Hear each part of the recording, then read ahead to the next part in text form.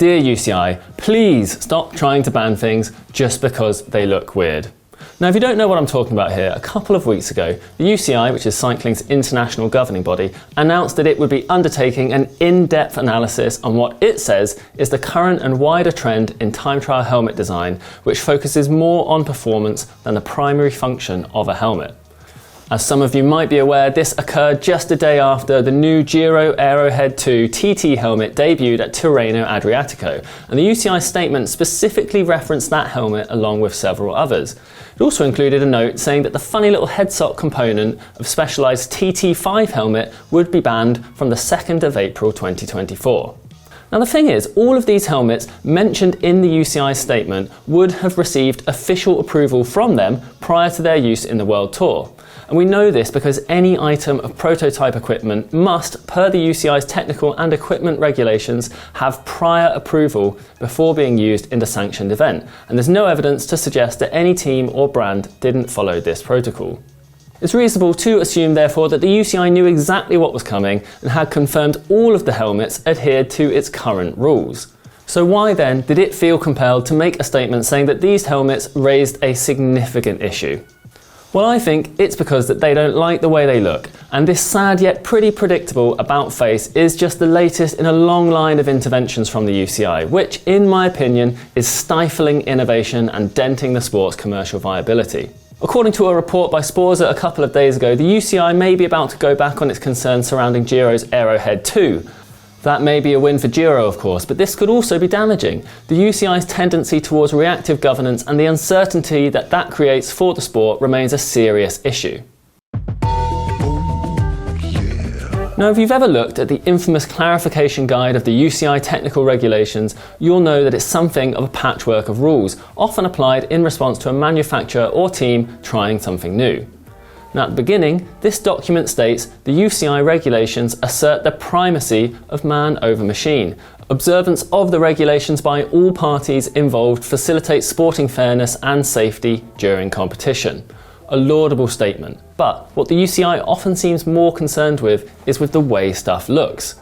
For example, there was and has been no statement from the UCI about the risks of head-down riding, or how its regulations surrounding rider positions on time trial bikes may promote this since Stefan Kung's crash at the 2023 European Time Trial Championships.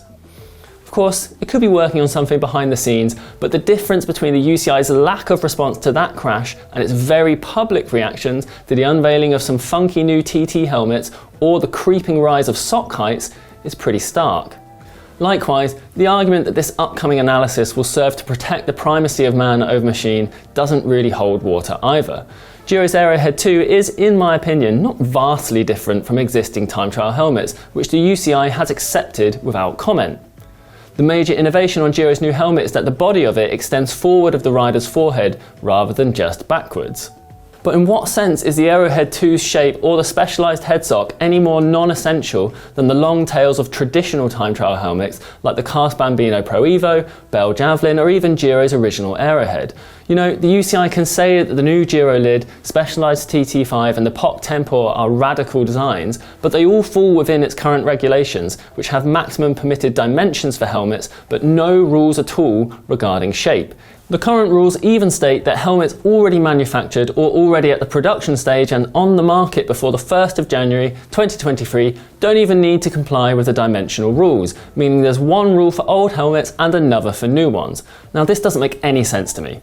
If there are good reasons, whether in terms of safety or sporting fairness, to limit the size of helmets, then any helmets that fall outside of the predetermined limits should be banned in competition. And if there aren't, then why is there a rule restricting helmet size? I just don't get it. Let's not forget, the main point of a bike race is generally to find out who's fastest from A to B. Unlike other sports like artistic gymnastics, snowboarding or surfing, there aren't any points or prizes for style or difficulty in cycling.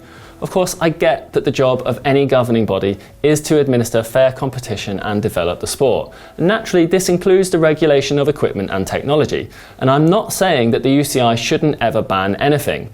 Banning e-bikes from road races was clearly a good idea, for example. However, rather than agreeing on a set of regulations in collaboration with the sport's key stakeholders, the UCI simply appears to react to the churn of new developments without a clear or consistent strategy.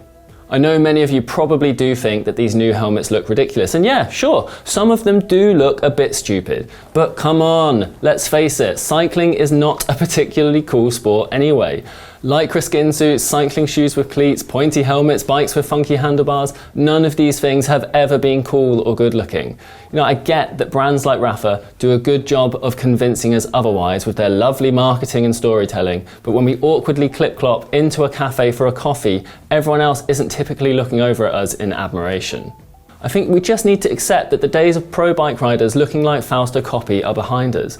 If fans of Formula 1 don't complain that cars from the modern era don't look the same as those from the 50s. It's also worth remembering that the vast majority of cyclists are not sponsored professionals, and we're all free to ride or wear whatever we want. If anyone thinks that the Giro Aerohead 2 or anything else looks rubbish, then that's absolutely fine. No one will be forced to buy or wear it. Calling for things to be banned simply because they look different isn't a good way to manage a professional sport though.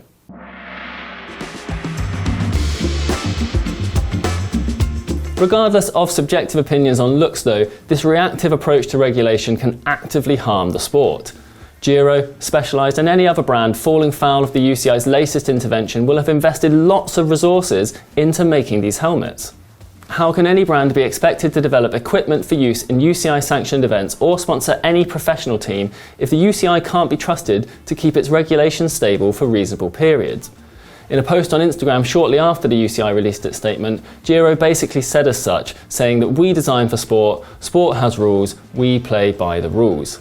Now, aside from the fact that the UCI acting in this way is just unfair, these kind of bans also tend to benefit the richest teams, the richest brands and the richest athletes, because every time something good is banned, everyone is forced back to the drawing board to come up with a new performance advantage. In a sport with no spending cap, those with the greatest resources are primed to simply spend their way out of any problems. For example, when the UCI banned Team Sky's Castelli Body Paint 4.0 speed suit in 2019, which you might remember had those little vortex-generating pimples on its sleeves, Castelli and Team Sky simply developed a new system involving a paper fin skin suit and an Aero base layer for the next season. In contrast, teams and brands with fewer resources just won't be able to keep up with the ever-changing rules as effectively, meaning that any technological disadvantages tend to remain in place. So how should the UCI conduct its regulations then?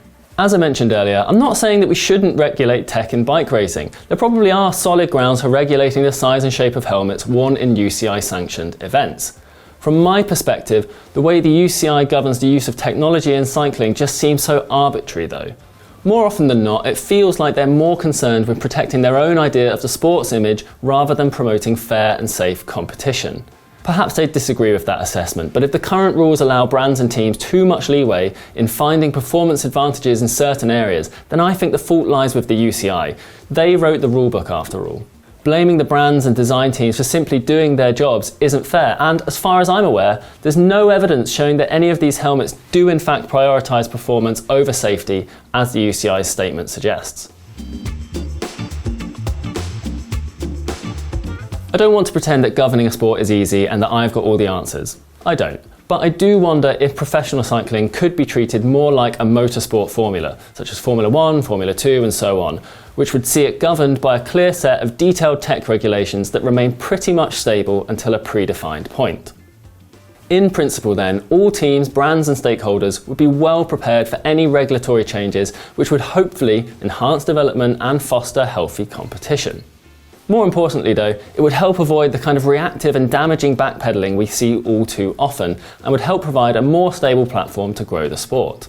But hey, that's just my take on it. What do you think? Is Giro's helmet actually a step too far, or would you wear anything if it promised to make you just that little bit faster? Let me know your thoughts in the comments below, and if you loved or hated my hot take on this topic, then why not check out this video where I explain why press-fit bottom brackets are better than threaded ones.